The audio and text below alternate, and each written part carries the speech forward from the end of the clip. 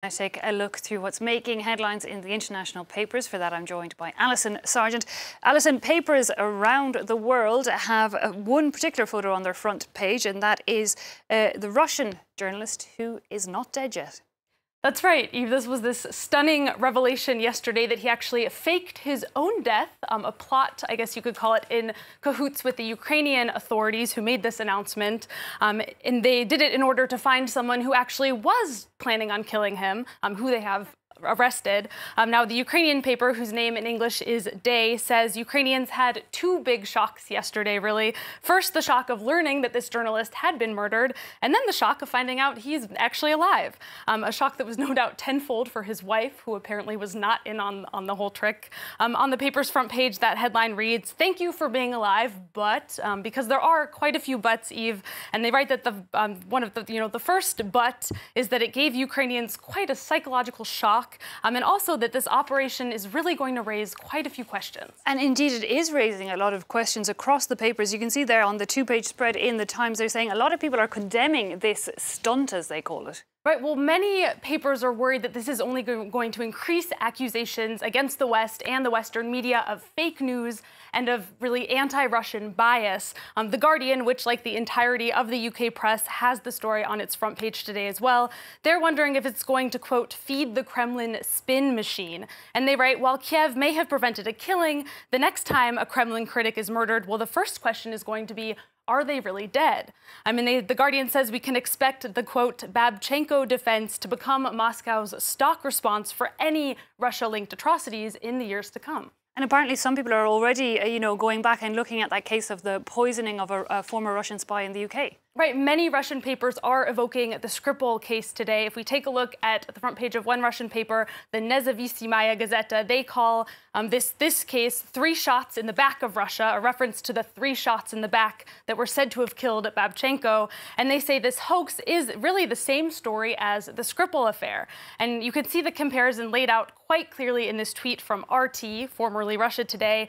Basically, they say that they were, both Russians who were critical of or worked against the Kremlin. They were both allegedly killed or put in a life-threatening danger that was then blamed on Russia. And they both emerged alive and well and made big televised appearances. And in the Skripal case, that televised appearance was actually made by his daughter. So there you have it, Eve. Truth or spin machine?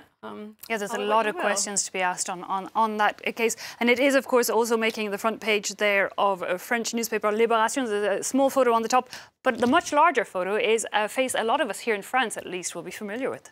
That's right. That is the face of Marion Maréchal, formerly Marion Maréchal-Le Pen, after Marine Le Pen, who many of you probably remember. She recently dropped the Le Pen from her last name in what many thought was an attempt to distance herself from her aunt, Marine Le Pen, who's the leader of France's far-right, formerly National Front, now rebaptized the National Rally. So as you can see, there's quite a bit of rebaptizing going on. Marion was an MP, but she had sort of taken a step back from political life. Now she's back. That's what Libération says on their front page. She recently announced she'll be opening a school next fall that's going to be dedicated to educating France's right-wing elite. And Libération says this venture is sort of a sign of a political ambition and hopes that she hopes to really set herself up in the future as the unifier of France's diverse factions on the right. And they point out that even without the Le Pen, well, her name, Maréchal, is sort of a reminder, actually, of another controversial figure in French history who does have no relation. That is the Maréchal Pétain, who headed France's collaborationist government during World War II. So that changes the way a bit that you read Libération's headline there. They say the Maréchal is back. Ah, okay.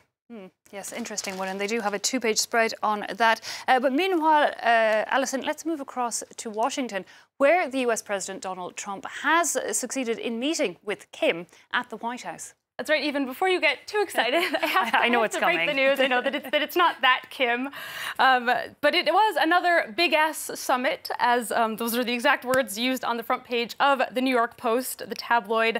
This was the meeting, of course, between Donald Trump and Kim Kardashian, the reality TV star. She was there to talk to him about prison reform, which actually is a hugely urgent topic in the United States.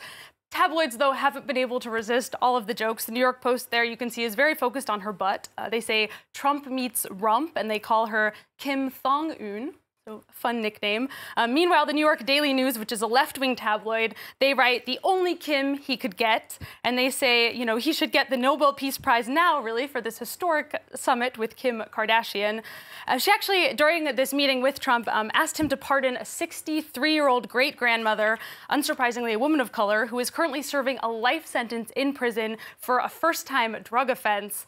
So I would say if he listens to Kim Kardashian's advice and does pardon this woman, well, then maybe he would be on his way to a Nobel Peace Prize. Yeah, some very serious topics then being discussed behind all those jokes. OK, Alison Sargent, we'll have to leave it there, but thanks a lot for wrapping up the international papers for us. A quick break now.